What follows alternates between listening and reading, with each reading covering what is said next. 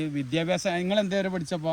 ഞാൻ വിദ്യാഭ്യാസം നല്ല ഇഷ്ടമുള്ള ആളായതുകൊണ്ട് ചോദിച്ചാട്ടാണ്. ഞാൻ BA ലിറ്ററേച്ചർ ആണ്, ഇംഗ്ലീഷ് ലിറ്ററേച്ചർ. മാഷാഅല്ലാ. പക്ഷെ എന്താണ് അറിയാ, നമ്മളെ തൊഴിലിനോട് നമുക്ക് ഒരിക്കലും തീർച്ചയായിട്ടും വിദ്യാധനം സർവ്വധനാൽ പ്രധാനം. അല്ലാതെ നമ്മളെന്ത് ചെയ്യരുത്, പഠിക്കണ സമയത്ത് മറ്റുള്ളവർ എന്ത് ചെയ്യുന്നു നോക്കിയിരിക്കുന്നത്, നമ്മൾ പഠിക്കണം വേണ്ടി. തീർച്ചയായിട്ടും റാത്തല്ലേ എവിടെ നമ്മളുള്ള ഇത് കറക്റ്റ് സ്ഥലം എടുക്കാം. ഇത് സുൽത്താൻകുന്ന് എന്ന് പറയും. സുൽത്താൻകുന്ന്, അതായത് കിയാറ്റൂർ പഞ്ചായത്തിൽ സുൽത്താൻകുന്ന്.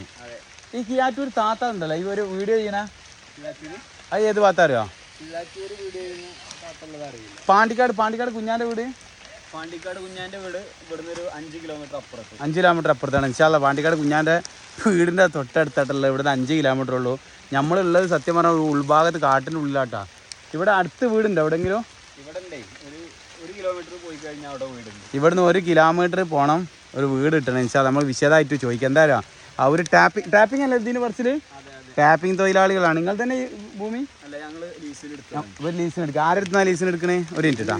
അപ്പോൾ ഇവരിതാ ഇവിടെ ഇത് നിങ്ങളിങ്ങനെ ലീസിന് എടുത്താണല്ലേ?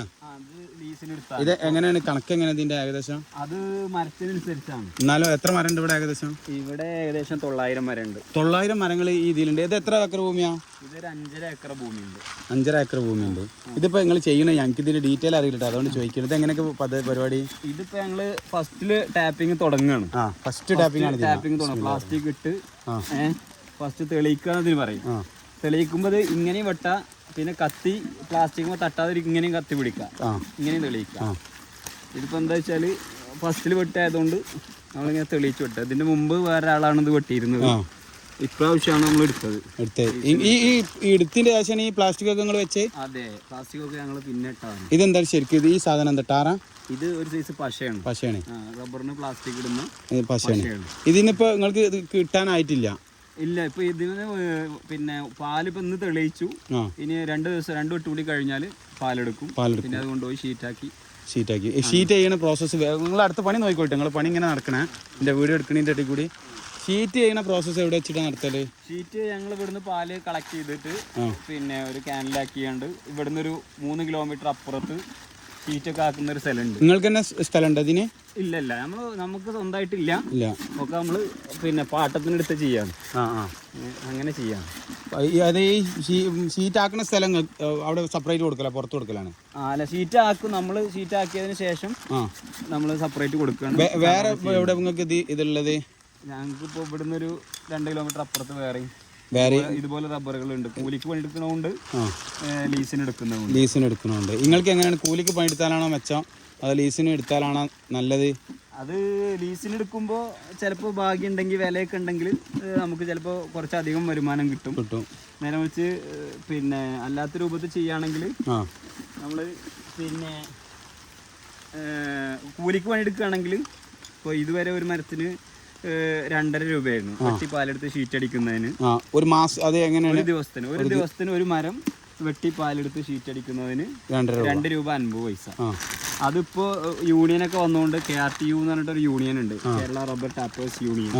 ആ യൂണിയൻ വന്നതോട് കൂടിയിട്ട് ഇപ്പോൾ പിന്നെ തൊഴിലാളികളൊക്കെ ഒരുമിച്ച് 3 രൂപ കൂലിയാക്കിയിട്ടുണ്ട്, വർദ്ധിപ്പിച്ചിട്ടുണ്ട്. ആ പ്രാബല്യത്തിൽ വരുന്നുള്ളൂ. പിന്നെ ഇപ്പോൾ ഇത്രയും കാലം നമുക്ക് ശരിക്കും ഒരു തൊഴിലാളിക്ക് ടാപ്പ് ചെയ്യാൻ പറ്റുന്നത് 300 മരം 350 മരമൊക്കെയാണ്. അത് വെട്ടി ഡ്രമ്മിൽ ഒഴിക്കുകയാണെങ്കിൽ നമുക്ക് പിന്നെ 2 രൂപ വെച്ചായിരുന്നു കൂലി ഇതുവരെ ഉണ്ടായിരുന്നത്. അപ്പോൾ 600 രൂപയാണ് ഒരു തൊഴിലാളിക്ക് കൂലി ഉണ്ടായിരുന്നത്. അതുകൊണ്ട് ജീവിക്കാൻ കഴിയില്ല. ഒരു ബംഗാളി പുറത്തുനിന്ന് വന്ന് പണിയെടുക്കുന്നതിൽ അവർക്ക് 900 രൂപ കൂലിയുണ്ട്. ഒരു ടാപ്പിംഗ് തൊഴിലാളിയെ സംബന്ധിച്ചിടത്തോളം കൂലി 2 രൂപ എന്നത് കുറവാണ്. ഒന്നാമത് റബ്ബറിന് വില കൂടുകയാണെങ്കിൽ പിന്നെ തോട്ടമുടമകൾക്ക് തൊഴിലാളികൾക്ക് മാന്യമായിട്ടുള്ള കൂലി കൊടുക്കാൻ കഴിയും. ഇതിപ്പോ കൂലി കുറവ്, റബ്ബറിന്റെ വില വേരിയേഷൻ ഉണ്ടാവുകൊണ്ട് കൃത്യമായിട്ടൊരു കൂലി വാങ്ങാനും പറ്റുന്നില്ല, അത് കൊടുക്കാനും പറ്റുന്നില്ല. പിന്നെ നമുക്കും ജീവിക്കണ്ടേ. നിത്യോപയോഗ സാധനങ്ങൾക്ക് ദൈനംദിനം വില വർദ്ധിച്ചുകൊണ്ടിരിക്കുകയാണ്. അപ്പോൾ അങ്ങനത്തെ ഒരു സാഹചര്യത്തിൽ തൊഴിലാളികൾക്ക് കൂലി വർദ്ധിപ്പിക്കല്ല നിർവാഹമില്ല. ഇതൊക്കെ എന്താ വെച്ചാൽ ഒരു യൂണിയന്റെ കീഴിലാണ്. ഇപ്പോൾ തൊഴിലാളികൾക്ക് ഒറ്റക്കെട്ടായി ഒരു യൂണിയൻ വന്നു. ഇതുവരെ അസംഘടിത മേഖലയായിരുന്നു, കൂട്ടായ്മയൊന്നും ഇല്ലാതെ ഇങ്ങനെ കിടക്കുകയായിരുന്നു. ഇപ്പോൾ ഓൾ കേരള ആയിട്ടാണ്. KRTU എന്ന് പറഞ്ഞാൽ കേരള റബ്ബർ ടാപ്പേഴ്സ്. അപ്പോൾ ഇതാണ് ഇത്തരം പരിപാടികൾ. ഇനി അടുത്ത നിങ്ങൾ ഇതായിക്കോട്ടെ, കട്ട് ചെയ്തോളി. അപ്പോൾ ഇത് നമ്മൾ കാണാത്ത ഒരുപാട് ആളുകൾ ഉണ്ടാവും കേട്ടോ. ഒരുപാട് ആളുകൾ കണ്ടിട്ടുണ്ടാവും. അവർക്ക് എന്ത് ചെയ്യുക, തട്ടി മാറ്റി പോവാം. ഇവര് ഇതിൽ എന്തൊക്കെയുള്ള ഈ കുടത്തിൽ എന്തൊക്കെയുള്ള ഇത് ശരിക്കും നിങ്ങൾ കണ്ടപ്പോ എന്താ ഓർമ്മ എന്നറിയോ, നമ്മളെ തേയിലത്തോട്ടത്തിൽ ഉണ്ടാവുമല്ലോ ആ സംഭവം നമുക്ക് പെട്ടെന്ന് എന്റെ മനസ്സിൽ പോലും. ഞങ്ങള് റബ്ബറിന് അടിക്കാനുള്ള ചില്ല്, അതുപോലെ ചിരട്ടുണ്ട്, ചിരട്ട ഇല്ലാത്തതിന് വെക്കാന്. പിന്നെ ഇത് കത്തി മൂർച്ചം കൂട്ടാൻ വേണ്ടി ഉപയോഗിക്കുന്നതാ, ടാപ്പിംഗ് കത്തി മൂർച്ചം കൂട്ടാൻ വേണ്ടി ഉപയോഗിക്കുന്നത്. പിന്നെ ഇവിടെ എന്തെങ്കിലും ശല്യങ്ങൾ നിങ്ങൾക്കുണ്ടോ, നായ്ക്കളോ അതോ? ഇവിടെ ഞങ്ങളൊക്കെ സംബന്ധിച്ച് വലിയ മൃഗങ്ങളെ ശല്യമൊന്നുമില്ല. പന്നികൾ ഉണ്ടാവും. പിന്നെ പന്നികൾ നിങ്ങൾക്ക് ഇതിനെ ടച്ച് ചെയ്യല്ലേ?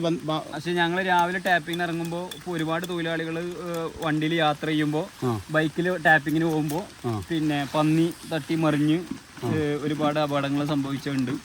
ഈ ഭാഗത്ത് അങ്ങനത്തെ പ്രശ്നങ്ങളുണ്ട്? ഈ ഭാഗത്ത് ഉണ്ടായിട്ടുണ്ട്.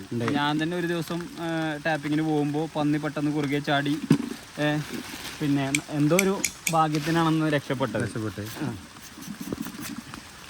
പിന്നെ അപ്പോ പിന്നെ നായ്ശല്യം അങ്ങനെയൊന്നും ഇവിടെ വല്ലാതെ ഒരു ഇല്ല. ഞങ്ങളെ സംബന്ധിച്ചില്ല. പക്ഷെ പുറത്തുള്ള ആളുകൾക്ക് ആനയുണ്ട്.